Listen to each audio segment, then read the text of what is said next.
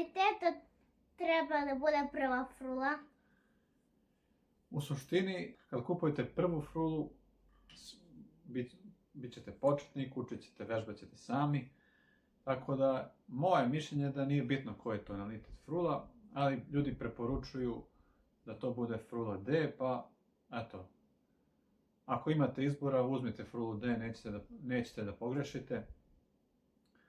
Ako vam neko pokloni ili naiđete na povoljnu frulu nekog drugog tonaliteta, C, F, bilo kog, uzmite slobodno, jer tu u suštini nema razlike u rasporedu tonova na samoj fruli, nego samo koliko je taj zvuk visok ili nizak, što će vam trebati za uklapanje sa drugim instrumentima. Dok li god svirate sami, neće vam trebati nikakav poseban tonalitet. To je moje mišljenje.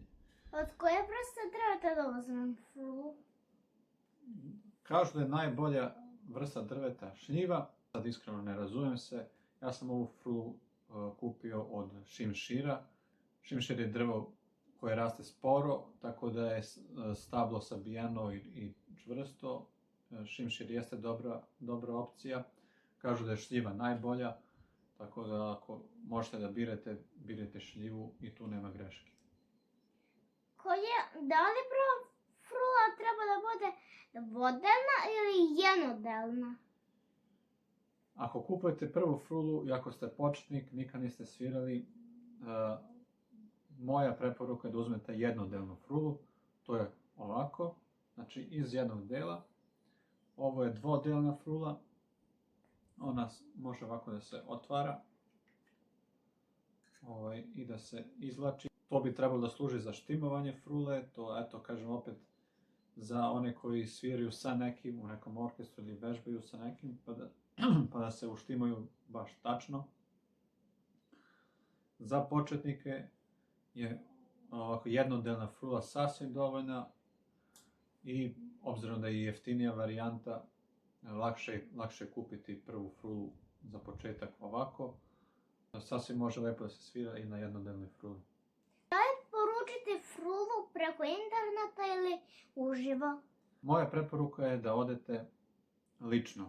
Znači, ako nađete nekoga preko interneta, najbolje da odete do njega lično, ako vam je izvodljivo. Ako nije izvodljivo, onda bi bilo dobro da imate baš neku, da kažem, dobru preporuku, jer kupovati frulu na slepo je malo na bilo šta da kupujete na slepo pa je malo nezgodno. Najbolje, ako možete, da odete lično kod čoveka, da sve te frule vidite, da isprobate i tako još neke stvari da proverite da li frula liči na kvalitetan rad i na nešto što će da vas služi više godina.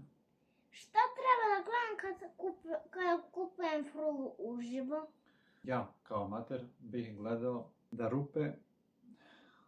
rupe kao na ovoj fruli budu ravnomernog oblika. Nije sad bitna veličina, jer je ova, recimo, druga rupa uvek veća, ali prosto da se vidi da je to uredno probušeno i da je simetričan krug. Recimo na ovoj fruli, ne znam koliko se vidi ovako na kameri, ovi otvori nisu baš ravnomerni. Vidi se da nije baš kvalitetan rad, da je ova druga rupa koja treba da bude veća, ova druga je baš mnogo veća od drugih. I tako, prosto vizualno se vidi da ove rupe nisu baš lijepo urađene. Ova, recimo, rupa pozadi, znači otvor ravnomeran, a dole ima još neki zarez koji ne znam od čega je. To mnogo može da vam kaže o kvalitetu rada, o tome kakav je majstor. Ako vam se nešto ne svidi, ako vam čovjek kao čovjek ne deluje kako treba, ako imate neki predosjećaj da vam liči na ljude sa kojima ste sarađivali pa ste imali neko loše iskustvo na kraju, budite slobodni da se samo pozdravite i da ne kupite frulu. Znači, nije to ništa sramota.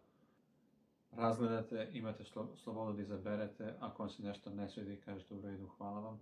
Imat ću u vidu, doviđenja. I možda najvažnija stvar kada kupujete frulu lično, uživo što bi rekli, je ovaj štimer. To sad na svakom telefonu možete da instalirate. Znači, kad ovako date neki ton fruli,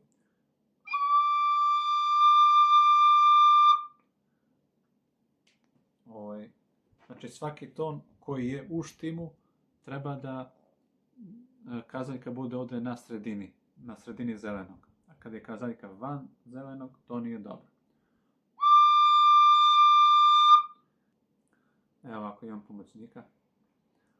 To sam ja. Sad ako kupujete frulu, a niste nikad svirali, bit će vam malo nezgodno, ali treba da zatvorite sve rupe prstima. Zatvorite sve rupe lepo i da ide ovako. Znači taj ton treba da bude D. Sad ne znam dalje. Ovo je Ko je to? E. Pa F. Ne, to je G. Tako. G. Sada E. E. Ovo je B. Ali u suštini, aj sad, zavisi od tonaliteta frule.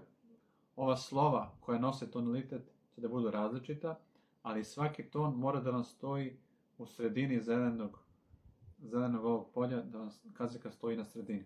Ali bila je, dok trepneš, bilo je na sredini zelenog. Bilo je to. Znači, ako kazaljka nije u tom zelenom, onda nije u štimu. Da.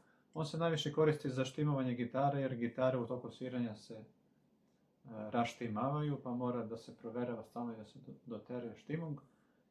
Ali ovo možete i vi da koristite tako za kupovinu frule, da proverite da li je frula u štimu, da li daje tačne tonove. Ako frula ne daje tačne tonove, kako god da je svirate, neće da zvuči dobro. Zato je to je jako važno da frula zvuči dobro, da dok učite, da naučite kako treba, da naučite pravilno. I kad lepo zvuči, imat ćete i veću želju da svirate još i još. Tako da će to i da vam pomogne da više vežbate i da brže naučite. To je to. To su neka glavna pitanja koje sam dobio od ljudi koji žele da kupe prvu frulu. Ako imate još neka pitanja, stavite u komentaru dole, pa ćemo da vidimo, da odgovorim ili u komentaru ili u nekom sljedećem videu kad se nakupe pitanja. Da ste mi živi i zdravi. S Bogom. S Bogom. Ćemo da vidimo.